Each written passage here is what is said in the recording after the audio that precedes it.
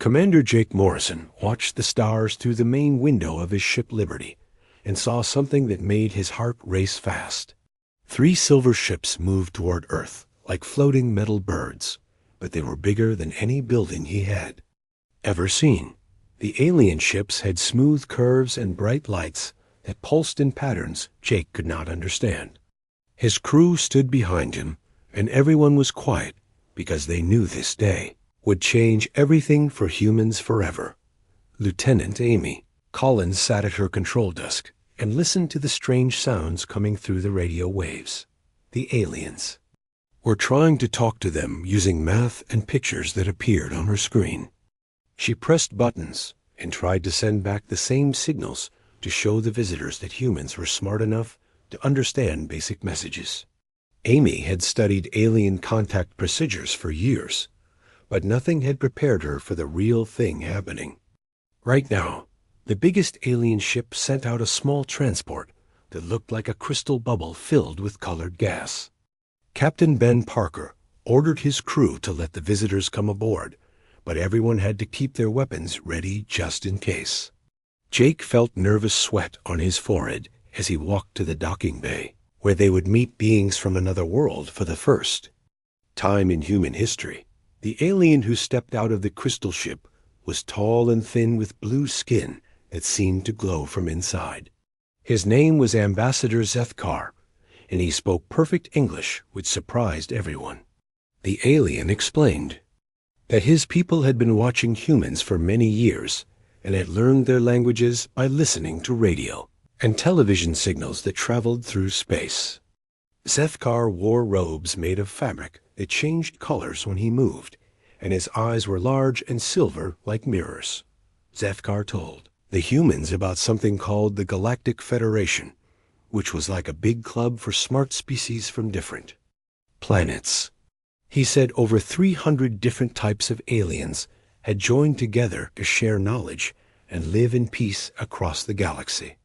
The ambassador showed them pictures of beautiful cities on distant worlds, where different aliens worked together and built amazing things without ever fighting or making war.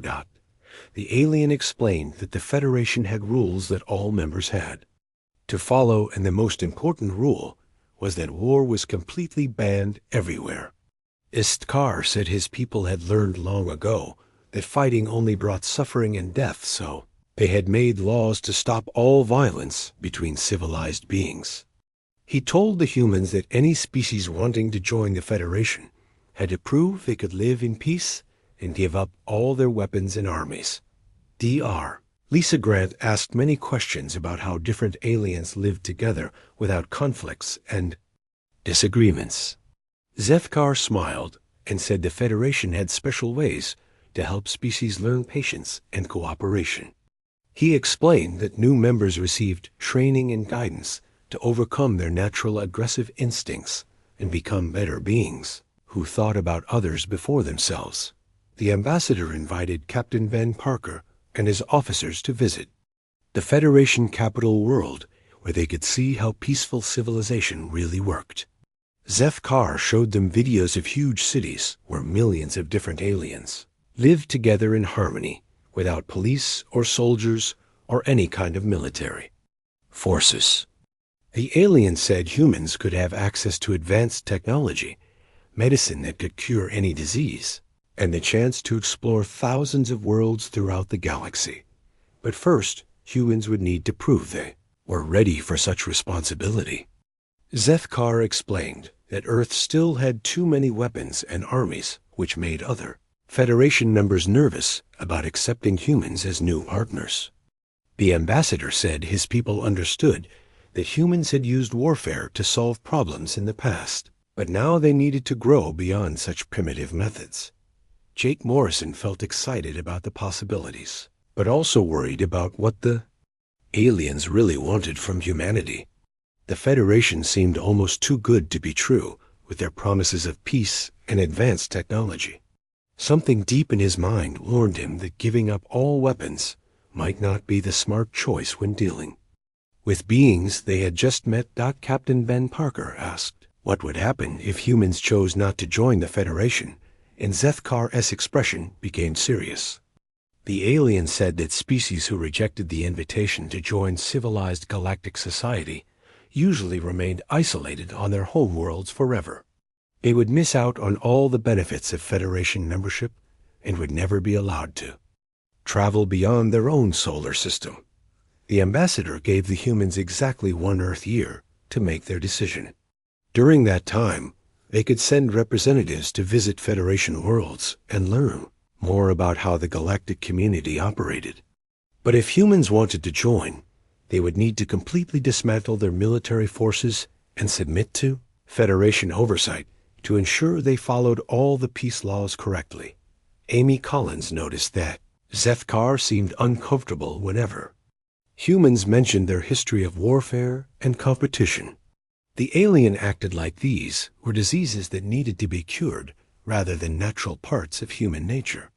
She wondered if the Federation really understood what they were asking humans to give up, and whether peace was worth losing the fighting spirit that had helped humanity survive and grow strong throughout history. President Helen Martinez sat in the big white room where important decisions were made and felt the weight of the whole world on her shoulders. The alien ambassador had left Earth 3 days ago, but his words still echoed in her mind like thunder that would not stop. Every leader on the planet wanted to know what she planned to do about the Federation's offer and the impossible choice they had given humanity. General Rick Thompson slammed his fist on the table and said giving up all weapons was the stupidest idea he had ever heard. The old soldier had fought in wars across 3 continents and believed that strength was the only thing that kept nations safe from those who wanted to hurt them. Rick argued that humans should tell the aliens to leave Earth alone and find some other species to trick with their promises of peace and technology. Secretary of State Karen Mitchell disagreed with the general and said humans could not afford to miss this chance to join the galactic community. Karen had spent years trying to prevent wars through diplomacy and believed the Federation offered humanity the opportunity to finally end all violence forever. She pointed out that alien technology could solve problems like hunger, disease, and environmental damage that plagued Earth. Dr. Paul Adams opened his computer and showed everyone the research his team had completed about Federation member species. Paul had studied every piece of information the aliens had shared about their peaceful civilization and found patterns that made him feel uneasy. Each species that joined the Federation seemed to follow the exact same process of giving up their military forces and then gradually changing their entire culture to match Federation standards. President asked Paul to explain what he meant by cultural changes, and the scientist showed pictures of different alien worlds. Paul pointed out that all Federation cities looked almost identical with the same types of buildings, transportation systems, and even clothing styles. He said it seemed like individual species had stopped developing their own unique ways of living after joining the galactic community. Commander Jake Morrison had returned from his second meeting with Federation representatives and brought back recordings of conversations with different alien species. Jake played the audio files for the president and her advisors. Every alien they had interviewed spoke about peace and cooperation, using almost the exact same words and phrases as if they had all learned from the same textbook. Karen Mitchell said that similar language proved the Federation had successfully created unity among diverse species, but Jake disagreed. The commander explained that the aliens seemed unable to express original thoughts or personal opinions about anything important. When he asked them about their history before joining the Federation, they gave vague answers or changed the subject to talk about the benefits of galactic peace. Intelligence. Analyst Claire Johnson had been monitoring Federation communication, signals that passed near Earth, and discovered something disturbing.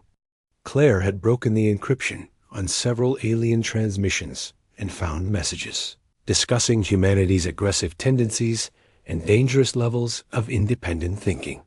The Federation leaders seemed to view human creativity and ambition as serious problems that required special treatment.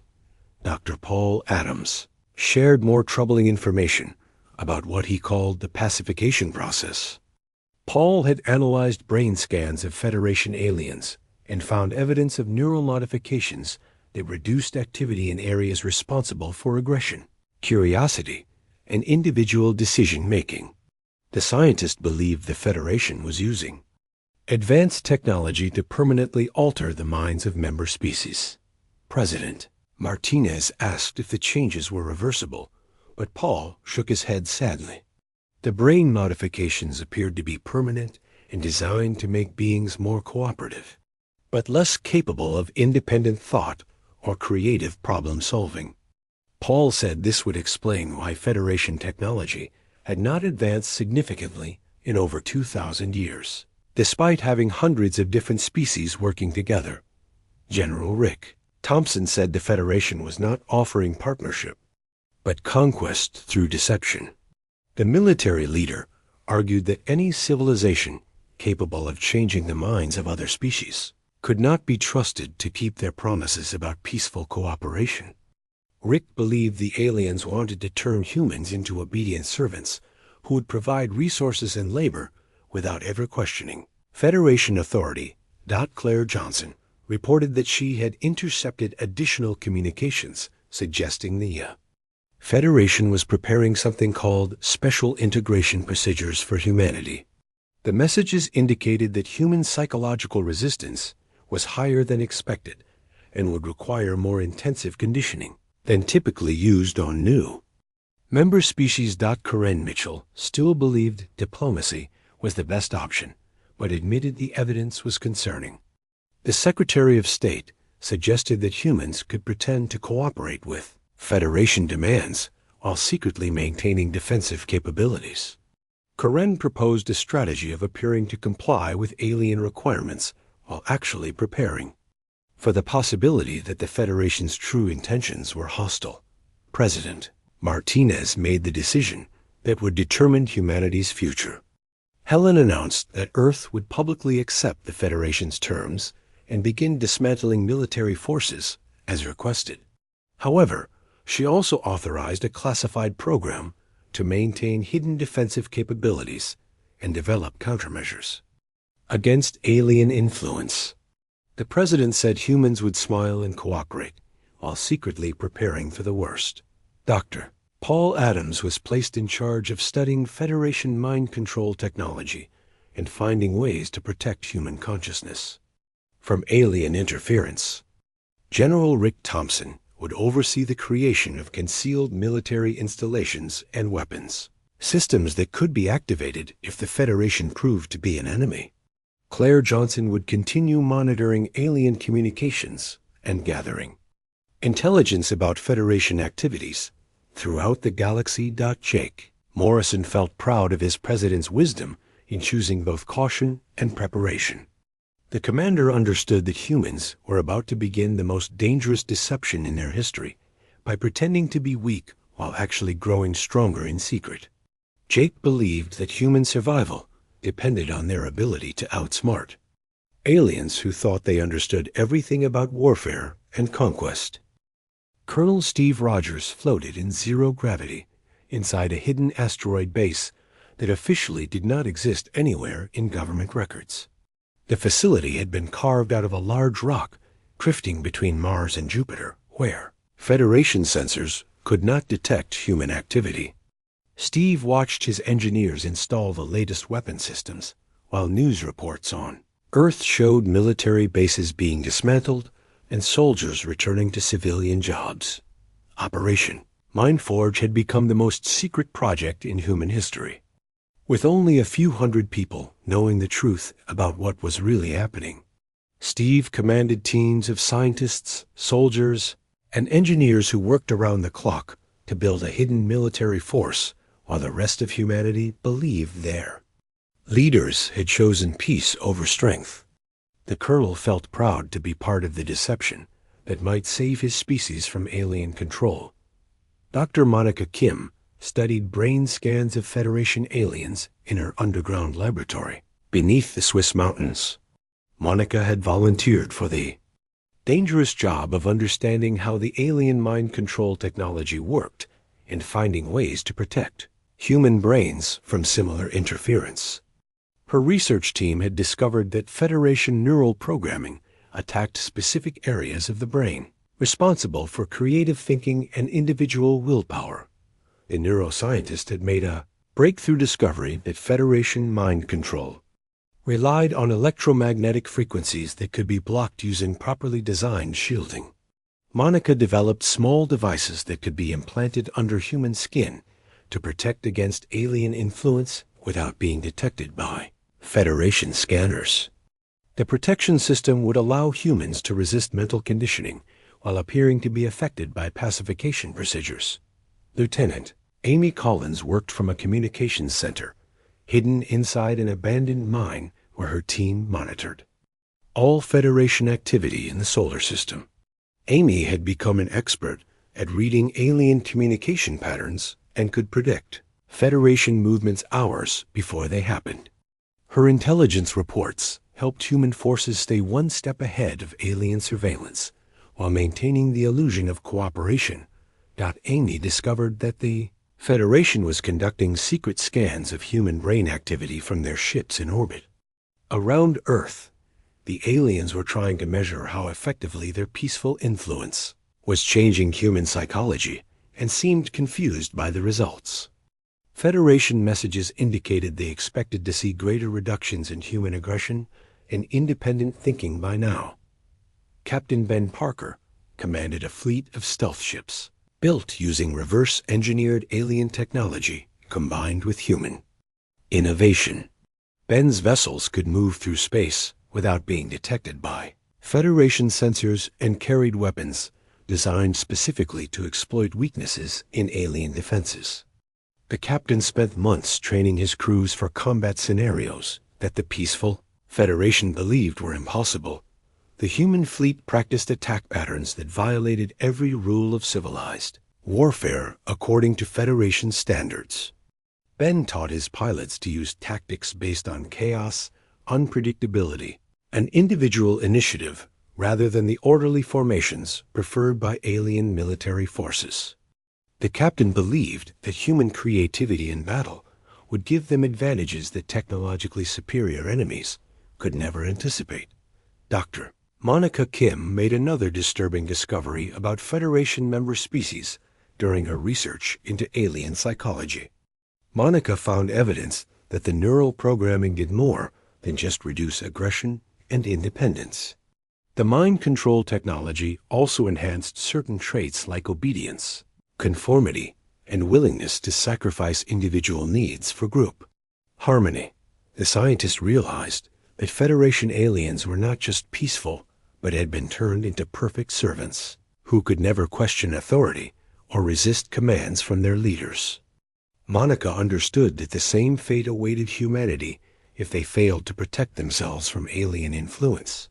Her brain protection devices became even more important as the first line of defense against mental slavery. Colonel Steve Rogers received reports from reconnaissance teams that had infiltrated Federation facilities on Earth. Steve learned that the aliens were preparing massive neural conditioning equipment, supposedly for the formal induction ceremony when humans would officially join the galactic community. The colonel suspected the ceremony was actually intended as the moment when Federation leaders would permanently alter human consciousness. Intelligence analyst Claire Johnson intercepted communications between Federation ships that revealed growing alien suspicion about human compliance. Claire discovered that some Federation leaders questioned whether humans were truly embracing peaceful ideals or simply pretending to cooperate while hiding their aggressive nature. The aliens were planning additional surveillance and testing to verify that humanity was ready for full integration. Dr. Paul Adams worked with teams of psychologists to develop countermeasures against Federation influence techniques. Paul created training programs that would help humans resist alien mental conditioning by strengthening their individual willpower and creative thinking abilities. The programs were disguised as meditation and stress reduction courses so Federation observers would not realize their true purpose. Amy Collins detected unusual activity from Federation ships as they began moving into new positions around Earth and throughout the solar system. The aliens claimed they were preparing for celebration festivities, but Amy's analysis suggested they were actually surrounding the planet with vessels equipped for planetary pacification operations. Lieutenant Collins warned her superiors that the Federation was preparing to spring their trap. Steve Rogers coordinated with hidden bases throughout the solar system as human forces prepared for the possibility of immediate action. The colonel had positioned stealth ships near every major Federation vessel and planted explosive devices in key alien installations on Earth. Steve knew that humans would have only one chance to strike before the Federation realized they had been deceived. Captain Ben Parker felt the tension building as his crews waited for orders that might come at any moment. Ben understood that the next few days would determine whether humanity remained free or became another conquered species in the Federation's collection of obedient servants. The captain checked his weapon systems one final time and prepared. To show the aliens what human warfare really looked like, Monica Kim finished installing the last batch of neural protection devices in key military personnel who would lead the resistance if Federation treachery was confirmed. The scientist felt proud, knowing that she had given humanity the tools to keep their minds free, even if their bodies were captured. Monica hoped her work would be enough to protect human consciousness from alien interference during the critical hours ahead. Ambassador Zeth Kar returned to Earth aboard the largest Federation ship ever seen by human eyes. The massive vessel stretched across the sky like a silver city floating among the clouds, while hundreds of smaller ships followed behind in perfect formation. The alien ambassador announced that he had come to conduct the formal ceremony that would welcome humanity into the galactic community as full members with all rights and responsibilities. Agent Tony Blake watched the Federation fleet from his position inside the alien diplomatic mission, where he had been working undercover for months. Tony had gained the trust of several Federation staff members who believed he was just another human eager to embrace galactic peace and cooperation. The secret agent used his access to alien computers and communication systems to gather intelligence about Federation plans for Earth. Tony discovered files that described something called Project Harmony, which appeared to be the Federation's real purpose for visiting Earth. The documents revealed that the welcome ceremony was actually cover for a massive neural conditioning operation designed to permanently alter human brain chemistry. The aliens planned to use advanced technology to pacify the entire human population in a single coordinated strike. Dr. Lisa Grant analyzed biological samples from Federation aliens and made a horrifying discovery about what the peace process had done to member species. Lisa found that alien brains showed signs of deliberate damage to areas responsible for creativity, curiosity, and individual decision-making. The Federation had not just eliminated warfare, but had also destroyed the capacity for independent thought among billions of sentient beings. The scientists realized that humans were facing something worse than conquest or slavery. The Federation intended to lobotomize the entire human race while leaving them conscious enough to serve as productive workers in the galactic economy. Lisa understood that death would be preferable to the mental destruction that awaited humanity. If the aliens succeeded with their plans, President Helen Martinez received urgent reports from intelligence sources throughout the government as Federation preparations intensified. Helen learned that alien ships were positioning themselves over every major human city and population center while broadcasting what they claimed were celebration messages. The president realized that the Federation was preparing to strike at the entire human species simultaneously. General Rick Thompson activated emergency protocols that brought hidden military forces to full combat readiness while maintaining the appearance of peaceful cooperation with Federation demands. Rick coordinated with commanders at secret bases throughout the solar system as human forces prepared to defend their species against an enemy that had never faced real resistance before. Agent Tony Blake accessed Federation communication networks and discovered the exact timing of Project Harmony. The neural conditioning attack was scheduled to begin during the welcome ceremony, when most of Earth's population would be watching the historic event on television and internet broadcasts. The aliens planned to use the same communication channels to deliver pacification signals directly into human homes and workplaces. Ambassador Zefkar met with world leaders and spoke about the wonderful future that awaited humanity as members of the galactic community. The aliens seemed genuinely excited about sharing Federation technology and knowledge with humans, but Tony noticed that Zefkar's eyes showed no real emotion behind his enthusiastic words. The ambassador had become a perfect example of what Federation conditioning could do to a once independent mind. Dr. Monica Kim detected massive energy buildups from Federation ships as alien vessels prepared to activate their neural conditioning equipment. Monica warned that the electromagnetic frequencies being generated were powerful enough to affect human brains across entire continents. The scientist realized that her protective devices might not be sufficient to shield people from such an intense mental assault. Amy Collins intercepted urgent Federation messages discussing concerns about human psychological resistance levels. The aliens had noticed that humans were not showing expected changes in brain activity despite months of subtle conditioning attempts. Federation leaders worried that humanity might require more intensive treatment than originally planned for successful integration. Captain Ben Parker received orders to prepare for immediate action as intelligence confirmed that the Federation trap was about to spring.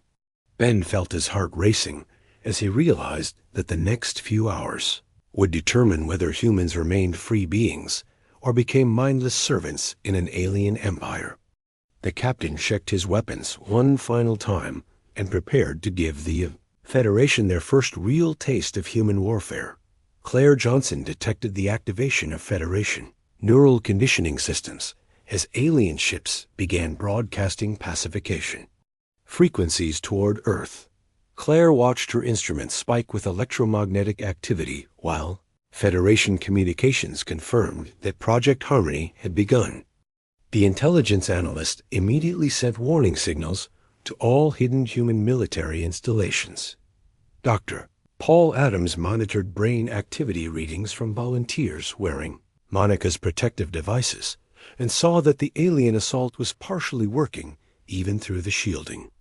Paul realized that humans had only minutes before the conditioning became irreversible, and their species lost the ability to resist Federation control forever. The scientists sent emergency alerts to President Martinez and General Thompson. Helen Martinez felt the moment of truth arriving as reports confirmed that the Federation was attempting to destroy human consciousness on a planetary scale. The president gave the authorization code that would activate humanity's hidden defenses and reveal the deception that had protected human freedom for months. Helen knew that the next few hours would be the most important in human history. Steve Rogers received the signal he had been waiting for and immediately activated all concealed military systems throughout the solar system. The colonel watched as human stealth ships decloaked near Federation vessels, while hidden weapons installations powered up across Earth and its colonies. Steve felt proud to be part of the moment when humanity would show the galaxy what real warriors looked like.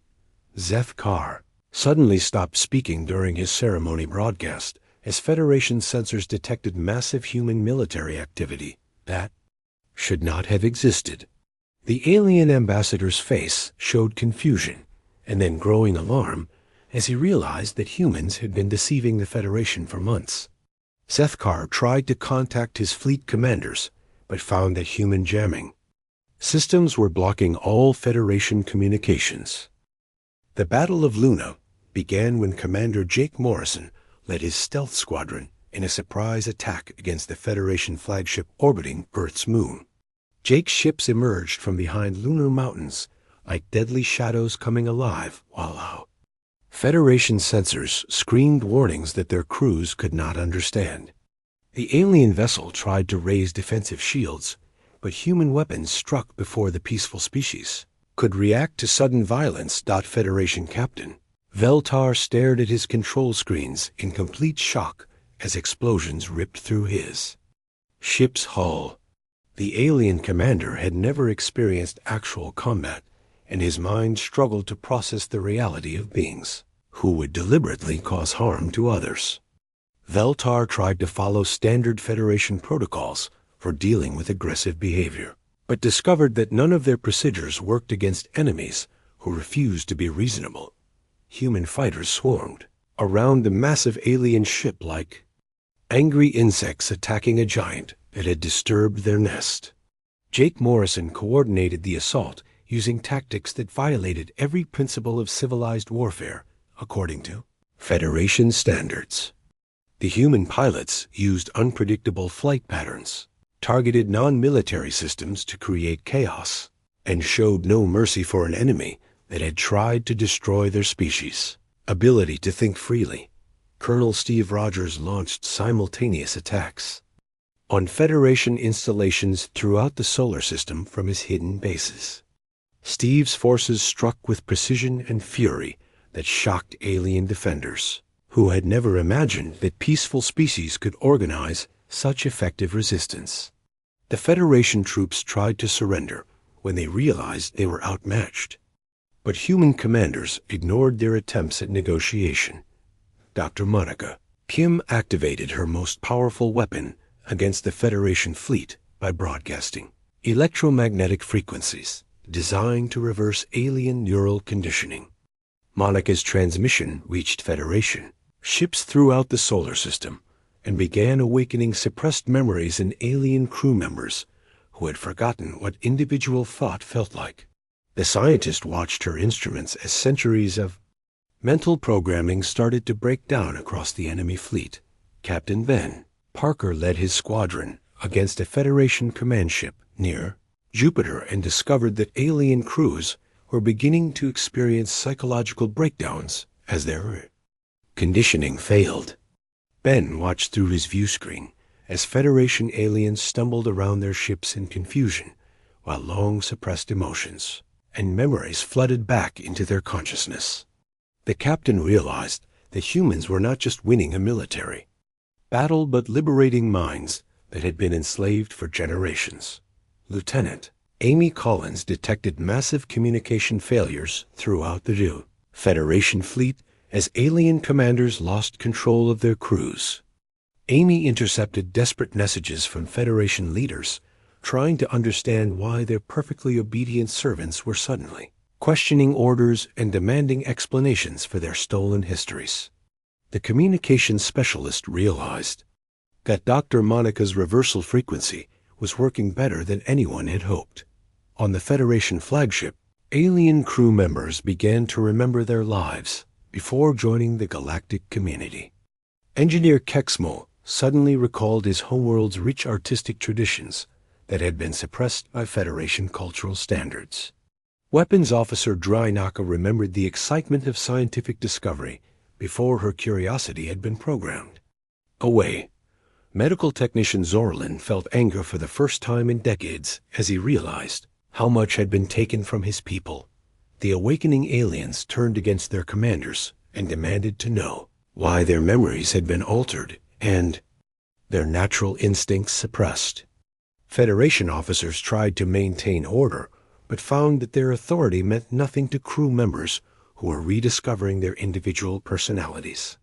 Ships throughout the alien fleet experienced mutinies as liberated beings refused to continue serving masters who had robbed them of their true selves. Jake Morrison pressed his attack on the Federation flagship while chaos erupted throughout the enemy vessel. Jake could see through his sensors that the alien ship was tearing itself apart from within as awakened crew members fought against loyalists who still believed in Federation ideals.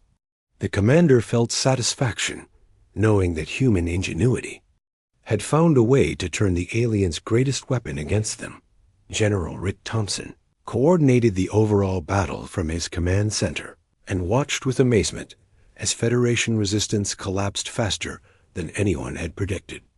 Rick realized that beings who had lived in enforced peace for centuries had no idea how to respond to genuine warfare conducted by opponents who refused to follow civilized rules. The general felt proud of human adaptability and warrior spirit that no amount of alien technology could overcome.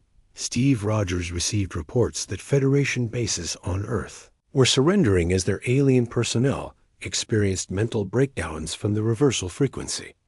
Steve ordered his troops to secure the facilities and protect awakening aliens from loyalist forces who might try to silence them. The colonel understood that the real victory would come from liberating every being the Federation had enslaved, rather than simply defeating their military forces.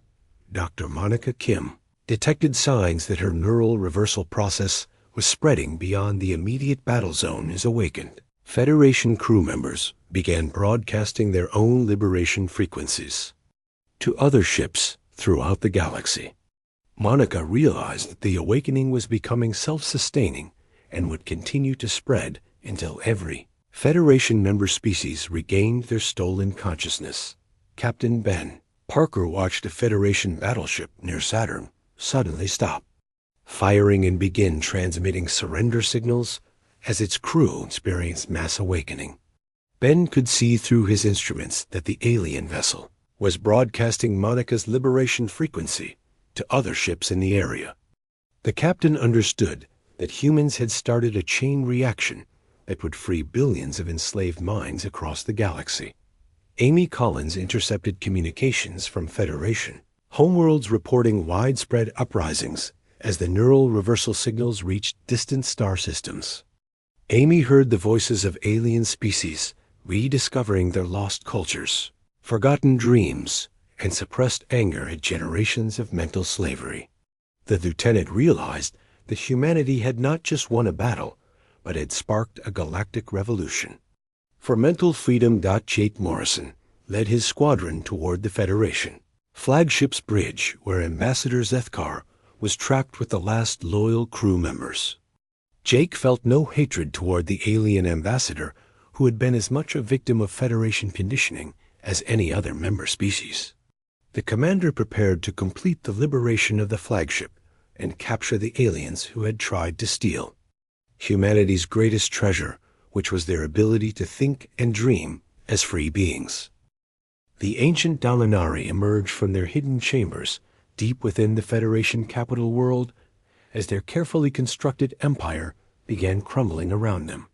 These parasitic beings had spent thousands of years feeding on the creativity and mental energy of enslaved species while hiding behind the illusion of peaceful cooperation.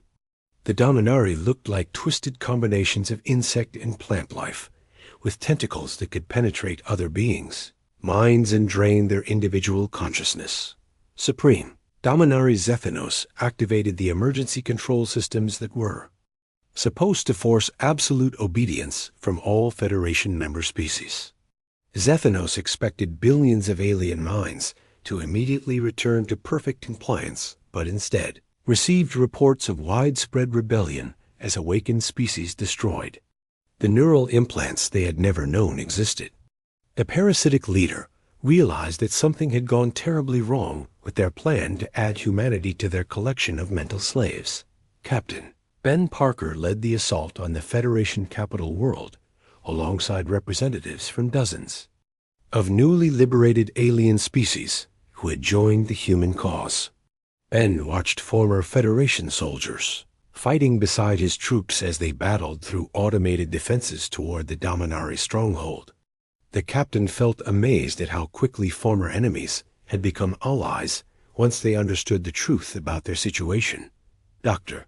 Paul Adams worked frantically in his mobile laboratory to analyze Dominari technology and find ways to permanently destroy the parasitic species' ability to control other minds. Paul discovered that the Dominari had been using a combination of advanced brain implants and psychic manipulation to maintain their empire for millennia.